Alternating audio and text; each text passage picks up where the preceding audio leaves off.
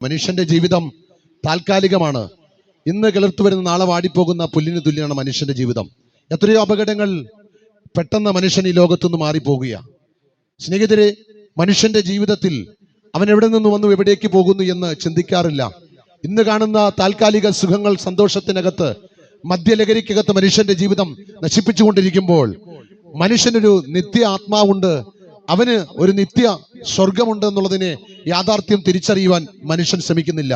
ഇന്നിവിടെ കാണുന്ന സുഖ സൗകര്യങ്ങൾക്കും ആഡംബരങ്ങൾക്കകത്തും മനുഷ്യൻ ഒതുങ്ങിക്കൂടി കഴിയുമ്പോൾ ഒരു സത്യമുണ്ട്, ഒരു നിത്യതയുണ്ട് എന്നുള്ള ഒരു സത്യം നിങ്ങളുമായി വിളിച്ചു പറയുവാൻ വേണ്ടിയാണ് ഞങ്ങൾ ഇവിടെ നിൽക്കുന്നത്. സുവിശേഷത്തെക്കുറിച്ച്, സുവിശേഷത്തിന്റെ ലക്ഷ്യം എന്താണ്, സുവിശേഷം എന്താണ്, സുവിശേഷം കേട്ടതുകൊണ്ട് ഇന്ന് തകർച്ചയിലൂടെ, വേദനയിലൂടെ കടന്നു പോകുന്ന മനുഷ്യന് എന്തെങ്കിലും മാറ്റമുണ്ടാകുന്നുണ്ടോ? ഇന്ന് വഴിവിട്ട ജീവിതം നയിക്കുന്ന, പാപത്തിന്റെ കുഴിയിൽ കിടക്കുന്ന മനുഷ്യനെ രക്ഷിക്കുവാൻ സുവിശേഷത്തിന് കഴിയുമോ? എന്നാദി വിഷയങ്ങളെ ആസ്പദമാക്കിക്കൊണ്ട് ഒരു ലഘു സന്ദേശവും ബോധവൽക്കരണവും ഞങ്ങൾ നൽകുകയാണ്. ഞങ്ങളോടൊപ്പമുള്ള അനുഗ്രഹിക്കപ്പെട്ട പ്രഭാഷകൻ പാസ്റ്റർ വിൽസൺ മാത്യു നിങ്ങളെ അഭിസംബോധന ചെയ്തുകൊണ്ട് സംസാരിക്കും.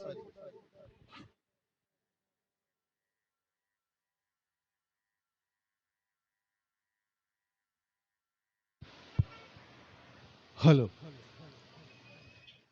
ഈ അടുത്ത മകലയുമായി ഞങ്ങളെ ശ്രദ്ധിച്ചു കൊണ്ടിരിക്കുന്ന മറ്റൂർ പ്രദേശത്തുള്ള എല്ലാ പ്രിയപ്പെട്ടവർക്കും ഞങ്ങളുടെ സ്നേഹവന്ദനത്തെ അറിയിക്കുകയാണ്. ഇവിടെ പ്രാരംഭമായി ഓർമ്മിപ്പിച്ചതുപോലെ ഇന്ന് സമൂഹം നേരിട്ടുകൊണ്ടിരിക്കുന്ന ഏറ്റവും വലിയ ഒരു വിപത്തായി മാറിക്കൊണ്ടിരിക്കുകയാണ് മദ്യവും മയക്കുമരുന്നും. അതിൻ്റെ അതിപ്രസരണങ്ങൾ, അതിൻ്റെ സ്വാധീന വലയങ്ങളിൽപ്പെട്ട് മനുഷ്യജീവിതം നശ്വരകരമായിരിക്കുന്ന ജീവിത സാഹചര്യങ്ങളിലേക്ക് മനുഷ്യനെ തള്ളിവിട്ടുകൊണ്ടിരിക്കുകയാണ്. അത് സമൂഹത്തിന് മാത്രമല്ല, ആളുകൾ ചിന്തിക്കുന്നത് ഇതാണ്: സ്ഥിരമായി മദ്യപിക്കുന്ന ആളുകൾ, ഇല്ലെങ്കിൽ ലഹരി വസ്തുക്കൾ ഉപയോഗിക്കുന്ന ആളുകൾ, അത് വ്യക്തിപരമായി അവരുടെ സ്വാതന്ത്ര്യത്തിൽപ്പെട്ട കാര്യമാണ്. അപ്പോൾ അത് വ്യക്തിപരമായി അതിനെ ആ നിലയിൽ അതിൻ്റെ ഗൗരവം മനസ്സിലാക്കാതെ അതൊരു വ്യക്തിപരമായി അതിനെ മാറ്റപ്പെടുത്തുമ്പോൾ നമുക്ക് മനസ്സിലാക്കുവാൻ കഴിയുന്ന ഒരു കാര്യം ഇതാണ്: വ്യക്തിപരമായ വിഷയങ്ങൾ അത് കുടുംബത്തെ ബാധിക്കുകയാണ്. ആ കുടുംബ ജീവിതത്തെ അത് ബാധിക്കപ്പെടുമ്പോൾ അത് സമൂഹത്തിലും അത് ബാധിച്ചു കൊണ്ടിരിക്കുകയാണ്. സമൂഹത്തിൽ അത് ബാധിക്കപ്പെടുമ്പോൾ അത് നമ്മുടെ നാടിന് വലിയൊരു വിഷയമായി, വലിയ ഒരു പ്രശ്ന സങ്കീർണമായിരിക്കുന്ന ജീവിത സാഹചര്യങ്ങളിലേക്ക് ആ ഒറ്റ വ്യക്തി സ്വാതന്ത്ര്യത്തിൽ തുടങ്ങിയ ഇത്തരത്തിലുള്ള ദുശീലങ്ങൾ അത് പിന്നീട് സമൂഹത്തിന് വലിയ ഒരു പ്രശ്ന സങ്കീർണമായിക്കൊണ്ടിരിക്കുകയാണ്. എന്നാൽ ഈ അടുത്ത കാലങ്ങളിൽ നമ്മൾ കേൾക്കുന്ന വാർത്തകളിൽ ഏറ്റവും കൂടുതൽ മരണങ്ങൾ സംഭവിച്ചു കൊണ്ടിരിക്കുന്നത്, അപകടങ്ങൾ, അതുപോലെ തന്നെ റോഡ് അപകടങ്ങൾ, ആത്മഹത്യകൾ, കുടുംബ തകർച്ചയുടെയൊക്കെ പിന്നിൽ പ്രവർത്തിക്കുന്ന പ്രേരക ശക്തി എന്ന് പറയുന്നത് മദ്യവും മയക്കുമരുന്നിന്റെ സ്വാധീനം അത്രമാത്രം വലുതാണ് എന്ന് നമുക്ക് കാണുവാൻ കഴിയുന്നുണ്ട്. തിരുവനന്തപുരം മുതൽ അതുപോലെ തന്നെ നമ്മുടെ പാറശാല വരെയുള്ള എല്ലാ ദേശങ്ങളിലും നമ്മുടെ സർക്കാർ ഈ ദിവസങ്ങളിൽ വലിയ കാമ്പയിൻ നടത്തിക്കൊണ്ട് മദ്യത്തിനെതിരെ, മയക്കുമരുന്നിനെതിരെ വലിയ ബോധവൽക്കരണ സന്ദേശങ്ങൾ കൈമാറി എല്ലാ ഉദ്യോഗസ്ഥ മേഖലകളിലും സജീവമായിക്കൊണ്ട് വളരെ ജാഗ്രതയോടെ ശ്രദ്ധിക്കണമെന്നുള്ള വലിയ നിർദ്ദേശങ്ങൾ നമ്മുടെ സർക്കാരിൻ്റെ ഭാഗത്ത് നിന്ന് ഉദ്യോഗസ്ഥന്മാർക്ക് കൈമാറിയെങ്കിലും നമുക്ക് ദിനംതോറും നമ്മൾ കേൾക്കുന്ന വാർത്ത ലക്ഷക്കണക്കിന്, കോടിക്കണക്കിന് രൂപയുടെ മയക്കുമരുന്ന് പിടികൂടി എന്നുള്ള വാർത്ത നമ്മൾ കേട്ടുകൊണ്ടിരിക്കുകയാണ്. പ്രിയമുള്ളവരെ, നമുക്കറിയാം, ഒരു കാലത്ത് നമ്മുടെ നാട്ടിലൊക്കെ സാധാരണയായി പ്രായം ചെന്ന ചില ആളുകൾ, ഇല്ലെങ്കിൽ പ്രായമുള്ളവർ എന്ന് പറഞ്ഞാൽ ഒരു 60 വയസ്സിന് മുകളിലേക്കുള്ളവരൊക്കെ ആയിരുന്നു ഇത്തരത്തിലുള്ള ശീലങ്ങളിൽ അവർ അത് ഉപയോഗിച്ചു വന്നിരുന്നു. അതും അതീവ രഹസ്യമായി ഈ ശീലം അവർ തുടർന്നെങ്കിലും പിന്നത്തേതിൽ നമ്മുടെ രാഷ്ട്രീയ ജീവിത സാഹചര്യങ്ങൾ മാറി വന്നപ്പോൾ നമ്മുടെ നാട്ടിൽ ഇപ്പോൾ നമ്മുടെ നാളുകളുടെ ഇല്ലെങ്കിൽ രാജ്യത്തിന്റെ ഭാവി തലമുറകളായിരിക്കുന്ന നമ്മുടെ യുവതി യുവാക്കന്മാരെ ഇത്തരത്തിലുള്ള ലഹരി വസ്തുക്കളുടെ അമിത ഉപയോഗം വളരെ സ്വാധീനിക്കപ്പെട്ടുകൊണ്ടിരിക്കുകയാണ്. അത് സ്കൂൾ തലങ്ങളിൽ തുടങ്ങി ഈ ശീലം ഇപ്പോൾ കുട്ടികൾ ശീലിച്ചു കൊണ്ടിരിക്കുകയാണ്. നേരത്തെയൊക്കെ നമുക്കറിയാം, ഒരു സാധാരണ സ്കൂളുകൾ മനുഷ്യൻ തിരഞ്ഞെടുക്കത്തില്ലായിരുന്നു. കാരണം എന്താണ്?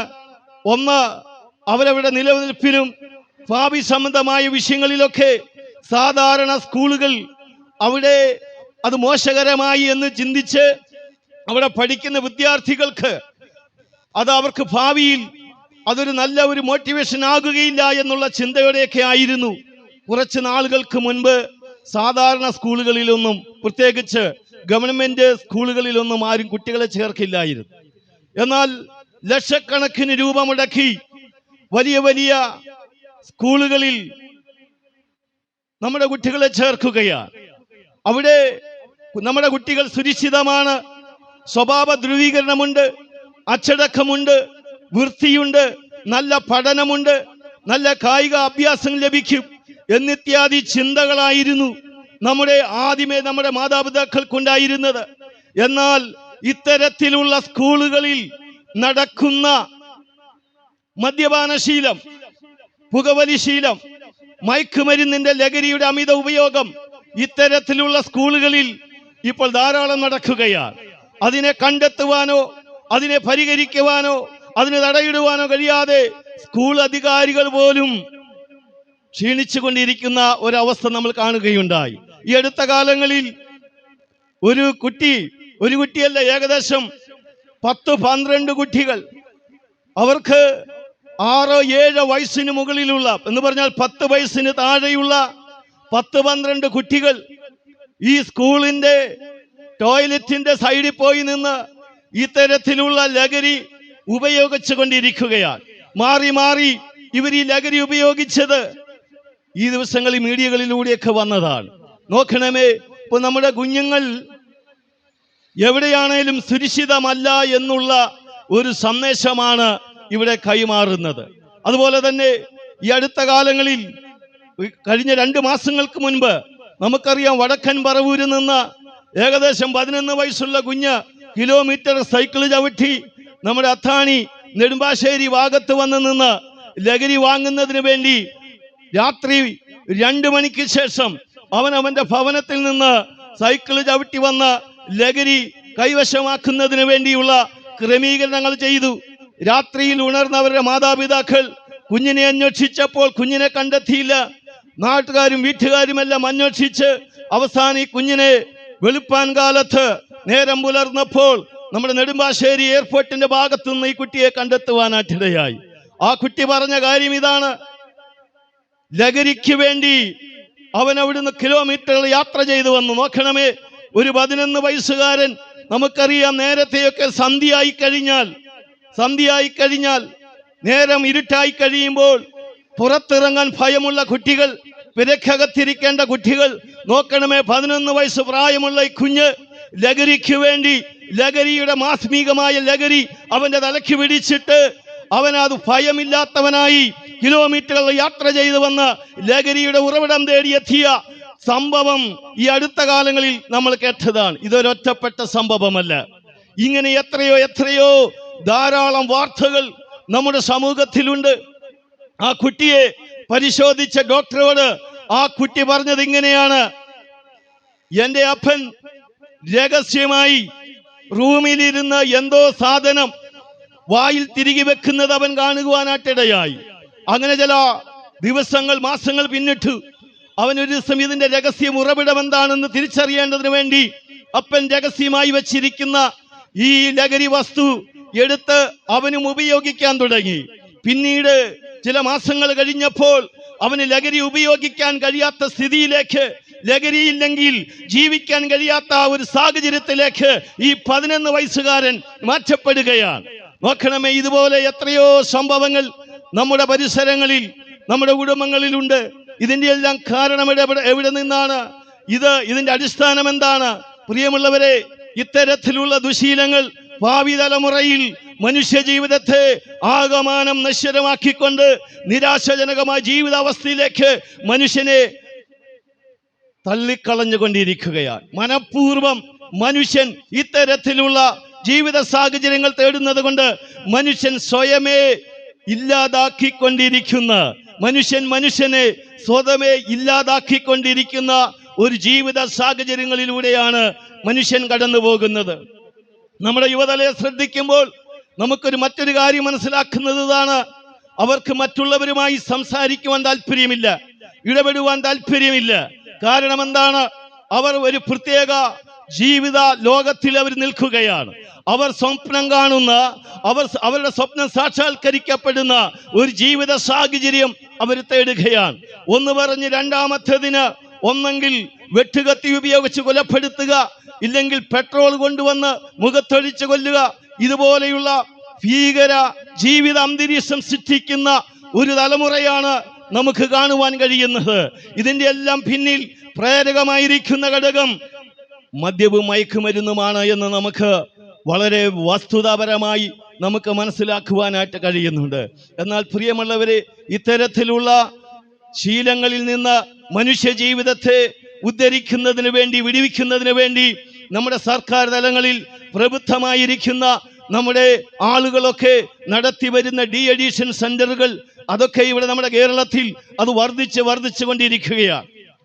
നോക്കണമേ, നമ്മുടെ കേരളത്തിൽ ഡി അഡിക്ഷൻ സെന്ററുകൾ വർദ്ധിക്കുന്നു. കാരണം എന്താണ്?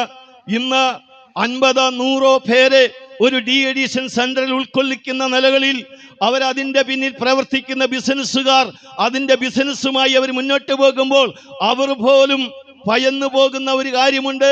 അവരുടെ അഡിക്ഷൻ സെന്ററുകളിൽ അവരെ ചികിത്സിക്കാൻ കഴിയാതെ വരികയാണ്.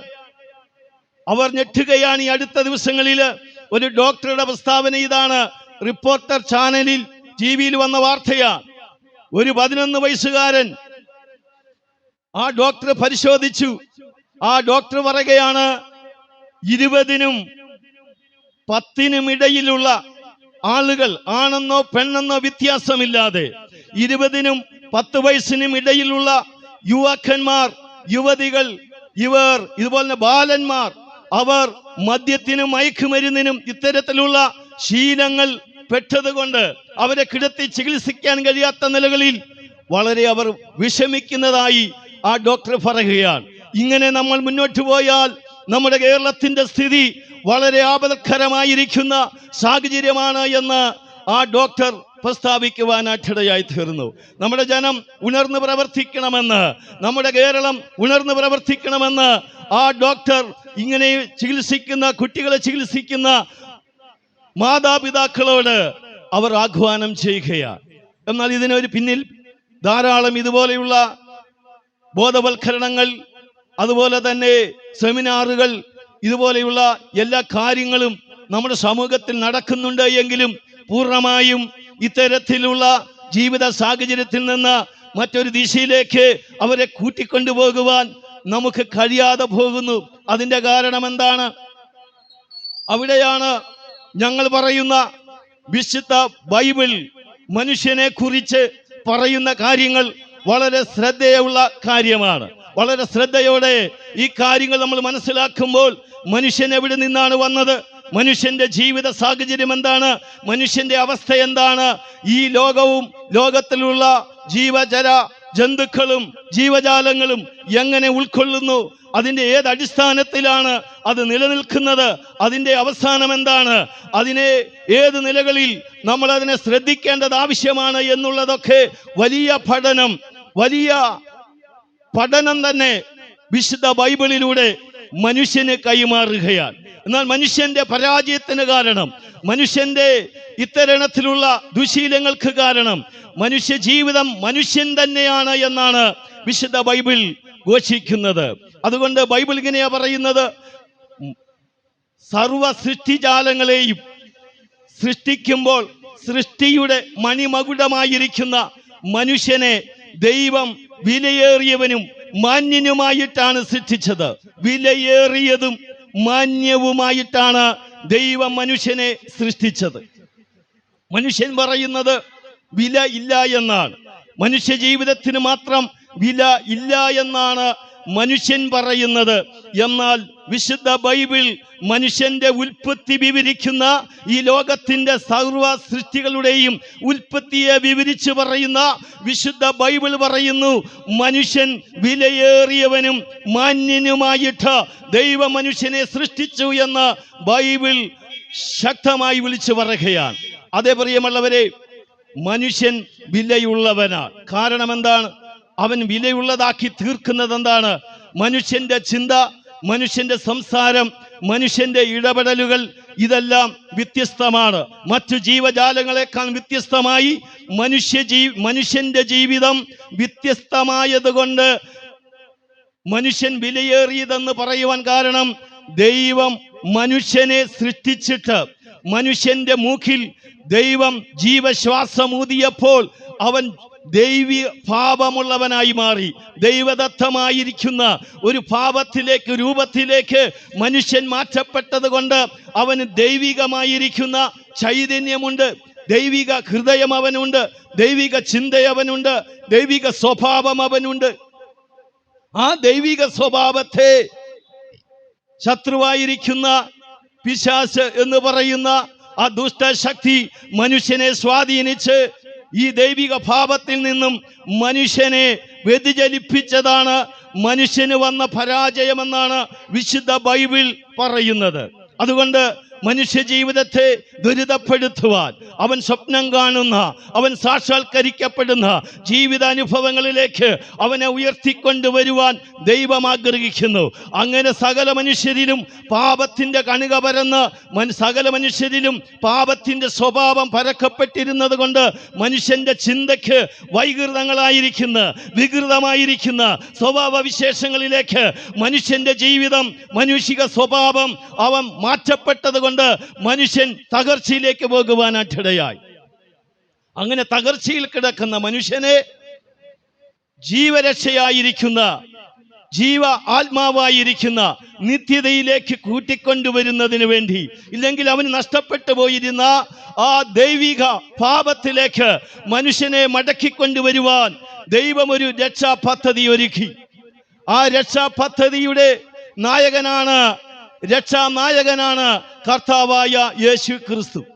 ആ യേശു ക്രിസ്തുവിലൂടെ സകല മനുഷ്യനും ആ നിത്യമായിരിക്കുന്ന ജീവരക്ഷ പ്രാപിക്കുവാൻ കഴിയുമെന്ന് വിശുദ്ധ ബൈബിൾ ശക്തമായി പറയുകയാണ്. ബൈബിൾ ഇങ്ങനെ പറയുന്നു, വിശുദ്ധ യോഹന്നാന്റെ സുവിശേഷം 1-ാം അധ്യായം അതിന്റെ 12-ാമത്തെ വാക്യത്തിൽ ഇങ്ങനെയാണ് പറയുന്നത്, അവനെ കൈക്കൊണ്ട്, അതായത് യേശുവിനെ കൈക്കൊണ്ട് യേശുവിൽ വിശ്വസിക്കുന്ന ഏവർക്കും ദൈവമക്കളാകുവാൻ യേശു അധികാരം കൊടുത്തു എന്നാണ്. എന്ന് പറഞ്ഞാൽ യേശു ക്രിസ്തുവിനെ കൈക്കൊണ്ട്, യേശു ക്രിസ്തുവിന്റെ നാമത്തിൽ വിശ്വസിക്കുന്നവർക്ക് ദൈവമക്കളാകുവാൻ അധികാരങ്ങൾ കൈമാറി. എന്ന് പറയുമ്പോൾ ദൈവത്തിന്റെ മക്കളായിട്ടാണ് ദൈവം ഭൂമിയിൽ മനുഷ്യനെ സൃഷ്ടിച്ചത്. എന്നാൽ ആ ദൈവ മക്കളെന്നുള്ള ആ അധികാരം മനുഷ്യനിൽ നഷ്ടപ്പെട്ടു പോയപ്പോൾ, മനുഷ്യനിൽ നഷ്ടപ്പെട്ടു പോയ സകലതും തിരികെ കൊടുക്കുന്നതിന് വേണ്ടിയാണ് യേശു ക്രിസ്തു രക്ഷകനായി ഭൂമിയിൽ വന്നത്. അപ്പോൾ മനുഷ്യൻ ചെയ്ത പാപത്തിന്റെ പരിഹാരം മനുഷ്യന് ചെയ്തു തീർക്കുവാൻ കഴിയുകയില്ല. കാരണം അങ്ങനെ വരുമ്പോൾ ഈ ലോകത്തിൽ ഒരു മനുഷ്യനും ഉണ്ടാകുകയില്ല. അങ്ങനെ വരുമ്പോൾ പാപത്തിന്റെ ശമ്പളമായ മരണം സകല മനുഷ്യനിലും പരന്നിരുന്നത് കൊണ്ട് ദൈവം ഒരു രക്ഷാകരമായ പദ്ധതി ഒരുക്കി. യേശു ക്രിസ്തുവിലൂടെ ആ രക്ഷാ പദ്ധതിയാണ് നമ്മൾ ക്രിസ്തുവിലൂടെ കാണുവാൻ കഴിയുന്നത്. ബൈബിൾ ഇങ്ങനെ പറയുന്നു, തന്റെ ഏകജാതനായ പുത്രനിൽ വിശ്വസിക്കുന്ന ഏവനും നശിച്ചു പോകാതെ നിത്യജീവൻ പ്രാപിക്കേണ്ടതിന് യേശുവിനെ നൽകുവാൻ തക്കവണ്ണം ദൈവം ലോകത്തെ സ്നേഹിക്കുവാനായിട്ട് ഇടയായി തീർന്നു. അതേ പ്രിയമുള്ളവരെ, യേശു ക്രിസ്തുവിലൂടെ ആ നിത്യജീവിതം മനുഷ്യന് തിരികെ ലഭിക്കുവാൻ കഴിയുമെന്നുള്ളതാണ് വിശുദ്ധ ബൈബിൾ ശക്തമായി ഘോഷിക്കുന്നത്. അതുകൊണ്ട് പ്രിയമുള്ളവരെ, നാം രക്ഷയ്ക്ക് വേണ്ടി, സമാധാനത്തിന് വേണ്ടി ഈ ലോകത്തിൽ നിന്ന് ലഭിക്കുന്ന വിഷക്കനികളായിരിക്കുന്ന മദ്യവും മയക്കുമരുന്നും ഇത്യാദി മനുഷ്യ ജീവിതത്തെ നാശത്തിലേക്ക് കൊണ്ടുപോകുന്ന, മരണത്തിലേക്ക് കൊണ്ടുപോകുന്ന ഇത്തരത്തിലുള്ള ദുശീലങ്ങളിൽ നിന്ന്, അടിമത്തത്തിൽ നിന്ന് മനുഷ്യനെ രക്ഷിക്കുവാൻ യേശു ക്രിസ്തുവിന് മാത്രമേ കഴിയുകയുള്ളൂ. മദ്യം മാത്രമല്ല, മനുഷ്യനെന്ന് അഭിമുഖീകരിക്കുന്ന കുടുംബ തകർച്ചകൾ, സമാധാനമില്ലായ്മ, എന്നെ സ്നേഹിക്കുവാൻ ആരുമില്ല, എന്നെ കരുതുവാൻ ആരുമില്ല, എൻ്റെ ജീവിതം പരാജയമാണ്, എന്നെ ആർക്കും വേണ്ട, എൻ്റെ കുടുംബത്തിന് വേണ്ട, എൻ്റെ മക്കൾക്ക് വേണ്ട, ഭാര്യയ്ക്ക് വേണ്ട, ഭർത്താവിന് വേണ്ട, എൻ്റെ അപ്പനും അമ്മയ്ക്കും എന്നെ വേണ്ട എന്നുള്ള ചിന്തയോടെ ഏതെങ്കിലും നിലകളിൽ മരണമാണ് ഇനി എനിക്ക് മുമ്പിലുള്ളത്, മരണം കൊണ്ട് അവസാനിപ്പിക്കുവാൻ ചിന്തയോടെ കഴിയുന്ന ആരെങ്കിലും ഞങ്ങളെ ശ്രദ്ധിക്കുന്നുണ്ടെങ്കിൽ, മരണം ശാശ്വത പരിഹാരമല്ല, ആത്മഹത്യ ശാശ്വത പരിഹാരമല്ല.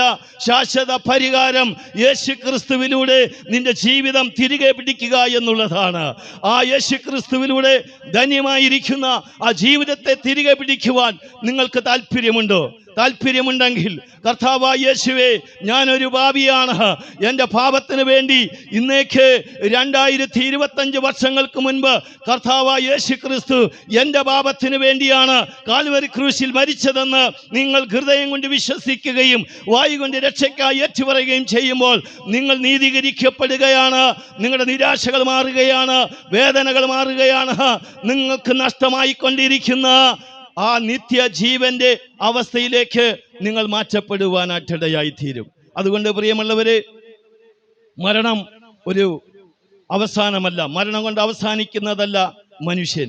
അതുകൊണ്ട് മനുഷ്യന് നഷ്ടപ്പെട്ടു പോയ സൗഭാഗ്യങ്ങൾ ദൈവം തിരികെ കൊടുത്ത് ദൈവദത്തമായിരിക്കുന്ന ഒരു ജീവിതാനുഭവങ്ങളിലേക്ക് മനുഷ്യനെ കൂട്ടിവരുത്തുവാൻ ദൈവം ആഗ്രഹിക്കുകയാണ്. അതുകൊണ്ട് ഈ ലോകത്തിൽ ലഭിക്കുന്ന വിഷക്കനികളായിരിക്കുന്ന മദ്യവും ലഹരികളും വിട പറഞ്ഞുകൊണ്ട് പാപരഹിതമായിരിക്കുന്ന ഒരു മൂല്യമേറിയ ജീവിതത്തിന്റെ ഉടമയാകുവാൻ ഞങ്ങൾ നിങ്ങളെ ആഹ്വാനം ചെയ്യുകയാണ്. യേശുക്രിസ്തുവിലൂടെ ആ നിത്യരക്ഷയും സമാധാനവും സ്വയവത്താക്കി ജീവിതാനുഭവം, സന്തോഷവും സമാധാനവും പ്രത്യാശാപൂർണമായിരിക്കുന്ന ഒരു ജീവിത സാഹചര്യങ്ങൾ നിങ്ങൾക്ക് സൃഷ്ടിക്കപ്പെടട്ടെ.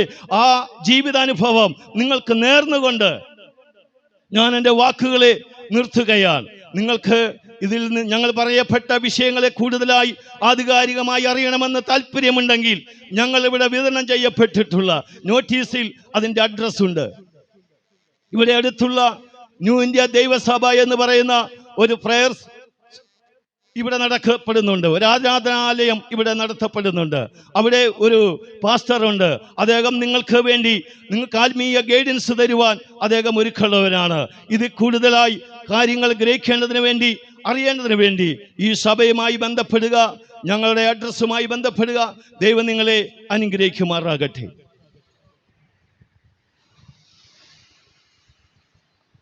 അനുഗ്രഹിക്കപ്പെട്ട ഒരു സന്ദേശം നിങ്ങൾ കേട്ടുകഴിഞ്ഞു. നിങ്ങളുടെ ജീവിതത്തിൽ തകർച്ചയിലൂടെ, വേദനയിലൂടെ കടന്നു പോകുന്നുണ്ടെങ്കിൽ എല്ലാ പ്രശ്നത്തെയും പരിഹരിക്കുന്ന കർത്താവായ യേശുവിൽ വിശ്വസിക്കുക. എന്നാൽ നീയും നിന്റെ കുടുംബവും രക്ഷ പ്രാപിക്കും. ഒരു നിമിഷം ഞങ്ങൾ നിങ്ങൾക്ക് വേണ്ടി പ്രാർത്ഥിക്കാൻ പോകുക. ഇവിടുത്തെ